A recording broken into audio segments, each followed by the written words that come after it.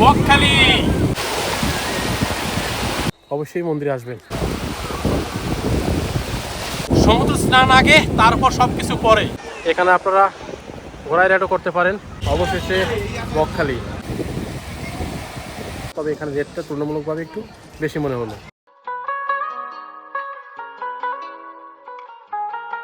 বকখালি কাছে পিঠে সাদাবালির একমাত্র সমুদ্র সৈকত, যেখানে একদিন কিংবা উইকেন্ডে এর ছুটির কাটানোর সেরা ঠিকানা। বেশ কিছুদিন পর আমিও আজ বেরিয়ে পড়লাম 2026 সালে প্রথমবারের মতো। মূলত বকখালির বর্তমান অবস্থার খোঁজ নেওয়ার জন্যই বেরিয়ে পড়া। সাথে তো ট্যুর বাজেট এবং আমার অভিজ্ঞতা থাকছেই। তবে একদম কম বাজেটে সকল কিছু ঘুরিয়ে দেখাবো, এটা আমার দ্বারা সম্ভব নয়। কেননা কম বাজেটের চক্করে বেড়ানোর আনন্দটাই মাটি হতে পারে। তাই আমার মনে হয় যতটুকু প্রয়োজন ঠিক ততটুকুই বাজেট রাখাটাই বাঞ্ছনীয়।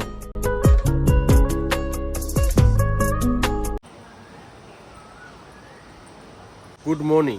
আজ 27শে মার্চ 2026। এই মুহূর্তে আমি রয়েছি কল্যাণী ঘোষপাড়া স্টেশন। আর আজকে আমার গন্তব্য বকখালি। মূলত 2026-এ বকখালির কী পরিবর্তন হয়েছে, কীরকম কী খরচ, সে সকল কিছুই তুলে ধরলাম এই ভিডিওতে। তবে চলুন আপাতত এখান থেকেই শুরু করি। এখান থেকে প্রথমে ভোরের 5টা 5-এর ট্রেন ধরে যাব শিয়ালদাহ। সেখান থেকে 7টা 14 ট্রেন ধরে নামখানার উদ্দেশ্যে, তারপর বকখালি। চলুন তাহলে যেতে যেতে বাকি কথা হবে।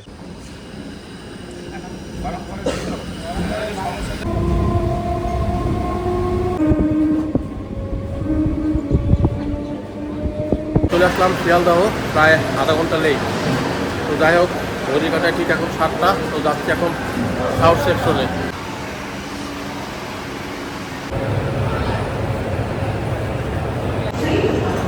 আর নামখানা লোকাল 18 নম্বর প্ল্যাটফর্মে দিয়েছে, এখন যাচ্ছি সেই দিকে।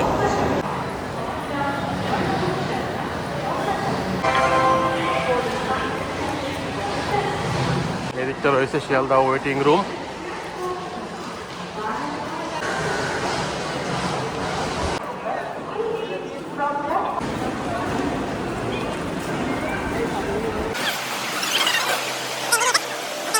ট্রেন দিয়ে দিয়েছে, সিট পাবো কিনা নিশ্চিত না, যে দেখি সিট কোথায় পাওয়া যায়। তবে বকখালি হোক কিংবা মৌসুমী আইল্যান্ড, যে কোনো জায়গায় যাওয়ার জন্য এই ট্রেনটাই বেস্ট। কিন্তু এই ট্রেনটা ভিড়ও হয় অনেক, একদম ফুল হয়ে রয়েছে সব স্পট। তো উঠে গেলাম ট্রেনে, মোটামুটি সিটও পেলাম, কিন্তু পছন্দ অনুযায়ী সিট পাওয়া এই ট্রেন একটু চাপের। যাই হোক আর কি, তো যাচ্ছি, যেতে যেতে যতটুকু সম্ভব ইনফরমেশন আপনাদের দেওয়ার চেষ্টা করবো। আর গলিকাটায় ঠিক এখন 7টা 10, আর 4 মিনিট পরে ছেড়ে দেবে নামখানার উদ্দেশ্যে এই ট্রেন। পাশের একটা ট্রেন ছেড়ে দিয়েছে।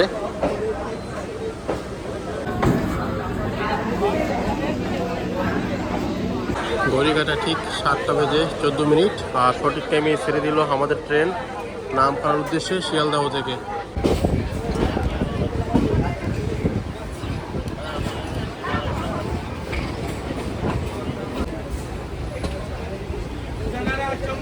অফিসিয়াল টাইম হিসাবে 10টার মধ্যে নামখানা পৌঁছে যাওয়ার কথা। এখন দেখি সঠিক টাইমে পৌঁছতে পারি কিনা। আর এই ট্রেনটি নামখানা লোকাল দেখাচ্ছে না, এটা দেখাবে লক্ষ্মীকান্তপুর। পরে সেখান থেকে নাম্বার প্লেট চেঞ্জ হয়ে যাবে নামখানা লোকাল। আর নামখানা যাওয়ার ম্যাক্সিমাম ট্রেন আর কি এই টাইপেরই। তো অ্যাপে শুধু হোয়ার ইজ মাই ট্রেন যে অ্যাপটা রয়েছে, সেখানে 2 বা 3টে ট্রেন শুধু শো করে, বাকিগুলো লক্ষ্মীকান্তপুর লোকাল হিসেবেই যায়। পরে আবার নাম্বার প্লেট চেঞ্জ হয়ে নামখানা লোকাল হয়ে যায়।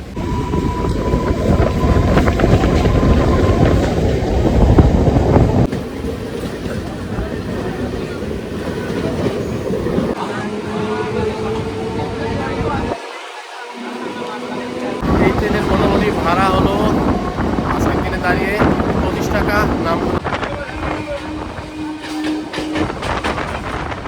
বারুইপুর আসতেই প্রচুর যাত্রী উঠলো এই ট্রেনে, মারাত্মক লেভেলের ভিড় শুরু হলো।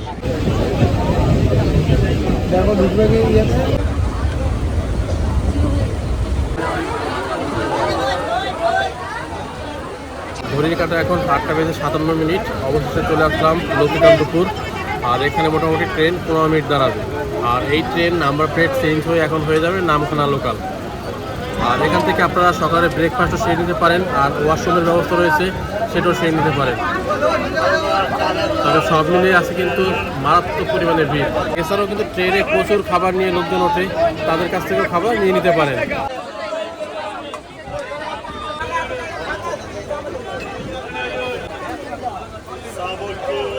তো ঘড়ির কাঁটা এখন 9:19। নামখানার উদ্দেশ্যে ছেড়ে দিল আমাদের ট্রেন।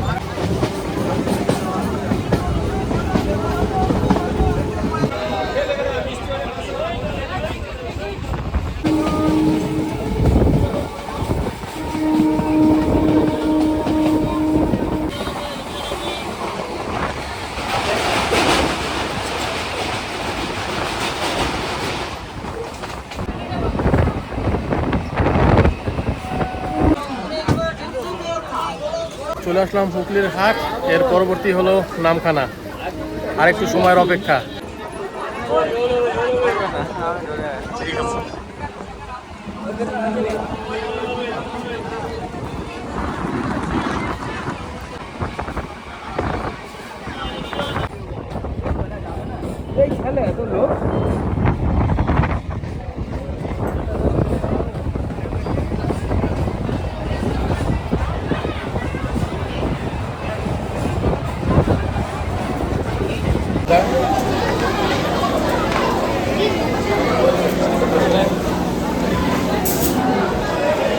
ঘড়ির কাঁটায় 10:20। 3 ঘন্টা 5 মিনিট লাগলো নামখানা আসতে। আর আজকে আমরা পাড়ি দিলাম 108 কিলোমিটার শিয়ালদহ থেকে। তো এবার এখান থেকে বাইরে বেরোবো, দেখি কীভাবে যাওয়া যায় বকখালি।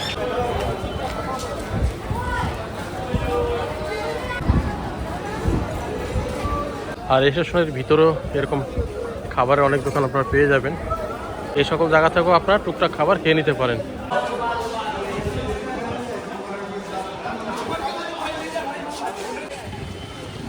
নামখানা স্টেশন এখনো বেশ সুন্দর সাজানো গোছানো।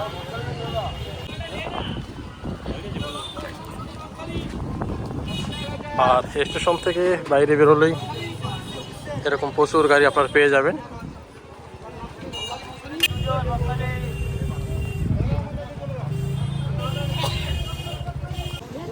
আর এদিকে রয়েছে খাবারের হোটেল। এবার বলে দিই, সামন থেকে যদি আপনার টোটো নেন মোটামুটি 60 থেকে 80 টাকা পড়বে পার হেড। আর যদি রোড থেকে নেন সেক্ষেত্রে অনেকটা কমই হয়ে যাবে। আর হাঁটা পথে স্টেশন থেকে মেন রোড মাত্র 2 মিনিট। এলো মেন রোড, আর যাওয়ার পাশেই এরকম রয়েছে খাবারের হোটেল। এই স্টেশনের সামনে কিংবা এই মেন রোড থেকে বকখালি, মৌসুমী আইল্যান্ড কিংবা লালগঞ্জ যে কোনো স্থানেই আপনারা যেতে পারবেন। তবে অবশ্যই গাড়ি বুকিং করার সময় বার্গেনিং করে নেবেন। এই হলো মেন রোড, এই যে এই রোডটা ধরে আসবেন, আসলেই 2 মিনিট। এই যেখান দিয়ে সামনে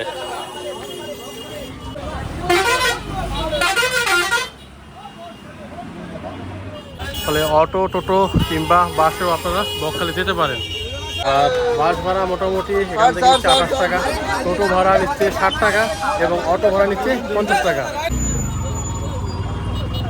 বাস আছে, বাসও যেতে পারেন।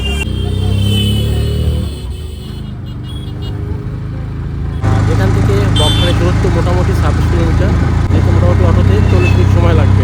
2026-এ আজকের এই দিনে বাস ভাড়া 2 টাকা বেড়ে হয়েছে 30 টাকা, টোটো ভাড়া 10 থেকে 20 টাকা বেড়েছে এবং অটো ভাড়া বেড়েছে 10 টাকা।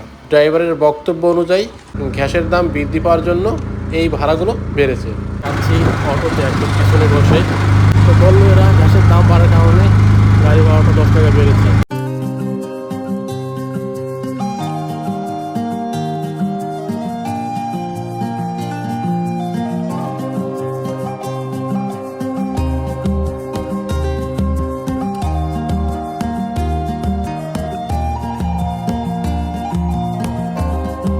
চলে আসলাম অবশেষে বকখালি, মোটামুটি 40 মিনিটের মধ্যে চলে আসলাম।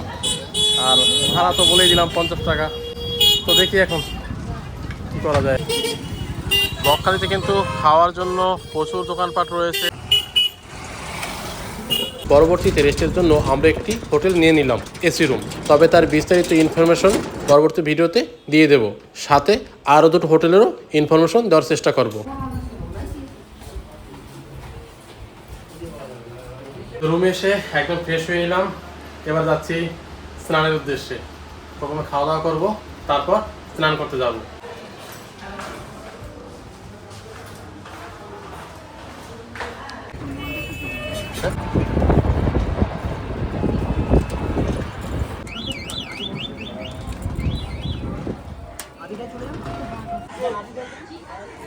আর এই হলো বাস স্ট্যান্ড। চলে আসলাম বনশ্রী এসি হোটেল, আদি বনশ্রী।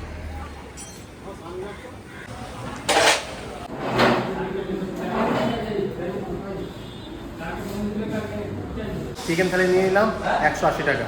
দেখি এবার খাবারের কী টেস্ট রয়েছে সেটাও জানাচ্ছি। এরা নিয়েছি ইলিশ মাছের, তো সেটা হলো 350 টাকা।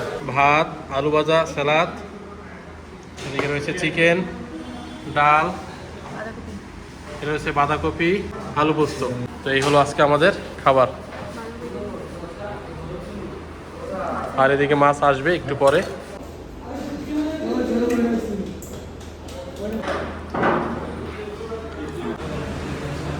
খাবার দাবারের মান মোটামুটি।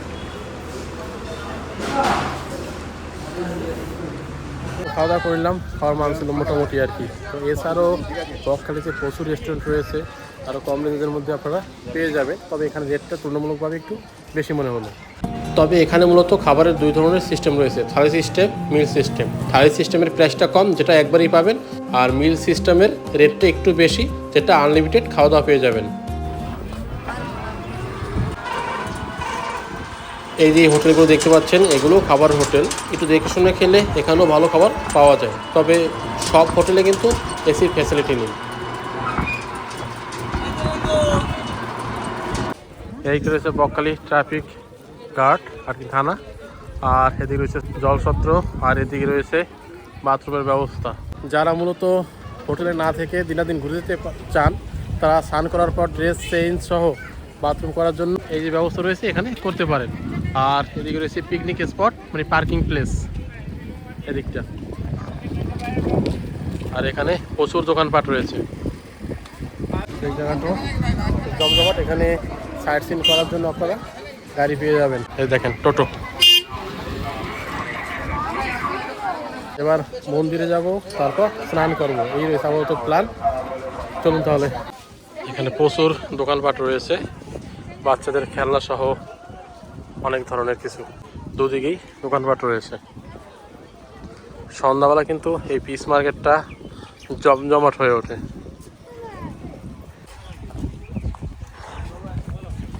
তবে এই জায়গার বিষয়ে একটি ব্যাপার বলে রাখি, সেটা হলো এখানে যেহেতু সাদা বালি এবং বালিটা অনেক পাতলা, হাওয়ায় কিন্তু প্রচণ্ড পরিমাণে ওরে।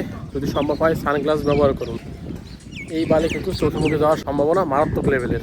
আর এখানে হাই লাভ বকখালির অবস্থা এই আপাতত। আর এই জায়গায় কিন্তু পিস মার্কেট বসে, এই যে অনেক দোকানপাট রয়েছে, যদিও এখন ম্যাক্সিমাম বন্ধ।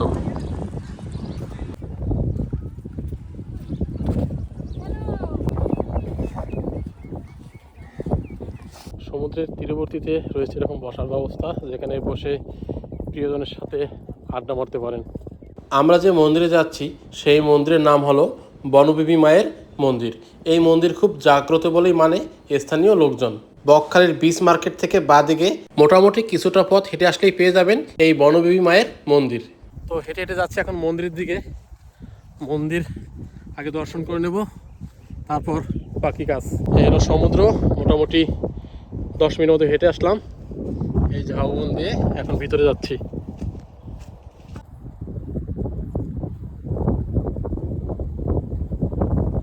এই যে সমুদ্রের তীরবর্তী এসে এই রাস্তা দিয়ে আসলাম, আসলেই সামনে রয়েছে সেই সুন্দর মন্দির, যার জন্য মূলত হেঁটে আসা এত দূর। বকখালিতে আসলে অবশ্যই বিকেলবেলা যখন আপনারা বিচে আসবেন, সেই টাইমে কিন্তু অবশ্যই মন্দিরে আসবেন, ভালো লাগবে। এখানে একটি বসার ব্যবস্থা রয়েছে, মন্দির।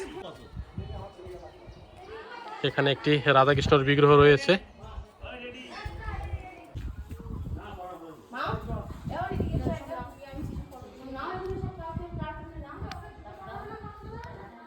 ভিতরে ঠাকুরের বিগ্রহ রয়েছে, তো এখানে অনেক বিগ্রহ রয়েছে আর কি।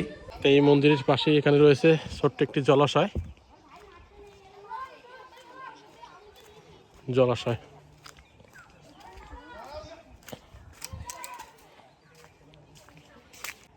জলের পরিমাণটা অনেকটাই কম। তো মন্দির দর্শন করে নিলাম, ভগবানের দর্শন করে নিলাম। এবার এখান থেকে বেরিয়ে যাচ্ছি, যেহেতু এখন ভর দুপুর, যার কারণে মন্দির বন্ধ। বিকেলবেলা আসলে এখানে লোকজনও থাকে প্রচুর পরিমাণে এবং মন্দিরটা ওপেন থাকে তখন।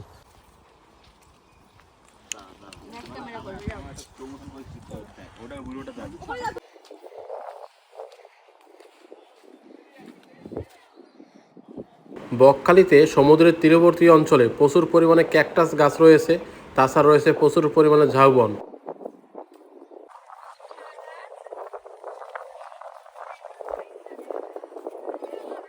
এদিকটা রয়েছে পুরো ঝাউবন আর কি। ভিউটা কিন্তু অসাধারণ। আর বিকেলবেলা আসলে কিন্তু এখানে ফটোশ্যুট করতে পারবেন। তো এখন যাচ্ছি সমুদ্রে, যেটা বকখালির সব থেকে আকর্ষণ, সমুদ্র স্নানে আর কি। তো স্নান সারবো এবং 2026 এসে দেখতে পাচ্ছি সমুদ্র যতটা কাছে ছিল তার থেকে মনে হচ্ছে আরও অনেকটা দূরে চলে গেছে। তো যাই হোক আর কি, সব কিছুর সাথে অ্যাডজাস্টমেন্ট করে চলতে হবে।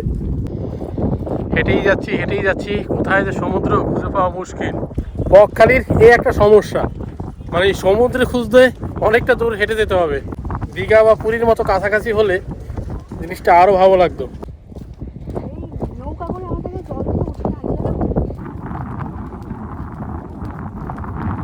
পশ্চিমবঙ্গের একমাত্র সাদা বালির বীচ বকখালি। এখানে না আসলে কিন্তু অনেক কিছুই মিস করবেন। অবশেষে সমুদ্রের দেখা পেয়ে গেলাম, আর প্রচুর টুরিস্ট রয়েছে কিন্তু এই মুহূর্তে। আজ 27শে মার্চ 2026 শুক্রবার। দেখুন টুরিস্টের পরিমাণ, দূর থেকে বোঝার উপায়ই ছিল না যেখানে টুরিস্ট এত থাকতে পারে। আমরা তো জনপ্রিয় সমুদ্র সৈকত বলতে পুরী দীঘাকে ভালোভাবেই জানি, কিন্তু এর পাশাপাশি বকখালির জনপ্রিয়তা যে দিন দিন বাড়ছে সেটা নিঃসন্দেহে বলা যায়। শনি রোববার কিংবা কোনো অকেশনে আসলে এখানে আরও টুরিস্টের পরিমাণ বাড়ে।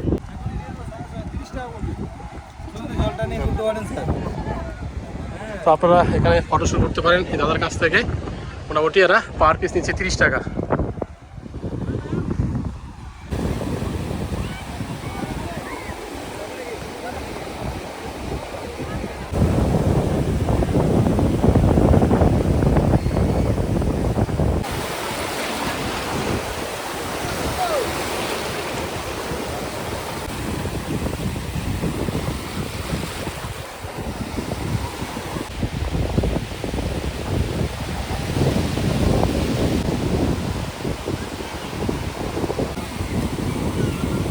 I love Bakkhali.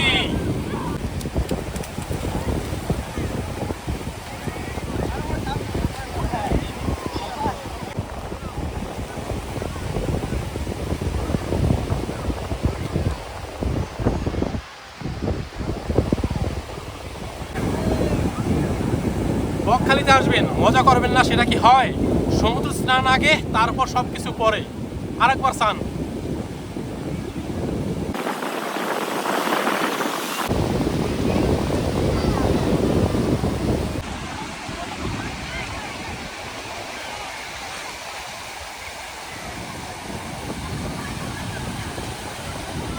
তো মোটামুটি স্নান হয়ে গেল, সমুদ্র স্নান। এখন রুমে গিয়ে ফ্রেশ হবো। কাঁঠা সমুদ্র আবার দেখা হবে কিছুদিন পর।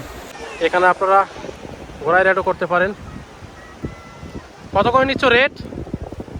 ছবি তুললে 50 আর রাইড করলে 100। মোটামুটি 100 করে দেবে না? 100 করে দেবে। কোত্থেকে আসছিস? আচ্ছা, সমুদ্র স্নান হয়তো রুমে ফিরে যাচ্ছি। এর সাথে সাইট সিনের বিষয়টাও আপনাদের বলে রাখি। এখানে মূলত 4টে থেকে 5টা সাইট সিন হয়। Henry Island, fishing harbour, Frasergunj, Kargil beach, আর এর পাশাপাশি ইকো পার্ক।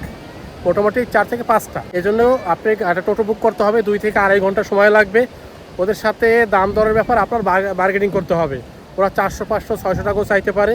মোটামুটি বার্গেনিং করলে 2 থেকে 250-এর মধ্যে আপনাদের হয়ে যাবে এই সকল সাইট সিন। তবে উইকেন্ড ট্যুর কিংবা কোনো অকেশনালে আসলে সেই ক্ষেত্রে রেটের পরিমাণটা একটু বাড়তে পারে। আর এই বকখালিতে সাপ্তাহিক ছুটিতে এসে কিংবা এক রাত্রে স্টে করেও আপনারা সাইট সিনটা করতে পারেন বা চারিদিকটা আরও ভালো করে ঘুরতে পারেন। আমি যেহেতু আসছি একদিনের জন্য, সেই জন্য বিকালে আবার চলে যাব। তো মোটামুটি সকল ইনফরমেশনই আপনাদের দেওয়ার চেষ্টা করলাম। আর এই সমস্ত স্থানে কিছু প্রচুর লাল কাঁকড়া রয়েছে, কিন্তু মানুষজন দেখলেই ওরা গর্তে লুকিয়ে পড়ে, সেই জন্য ওদের কাছে যাওয়া কিংবা কাছ থেকে দেখা মুশকিল। এই হলো সন্ধ্যার বিচ মার্কেট আর কি, সন্ধ্যাবেলায় সুন্দরভাবে রঙিন আলোতে সেজে ওঠে।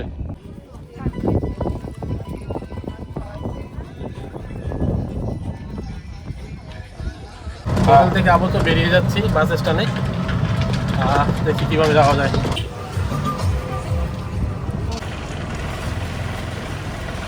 তো বাসে উঠে গেলাম, এবার বাসে যাচ্ছি নামখানা। তো সেখানে গিয়েই বিস্তারিতভাবে সব কিছু বলছি আপনাদের।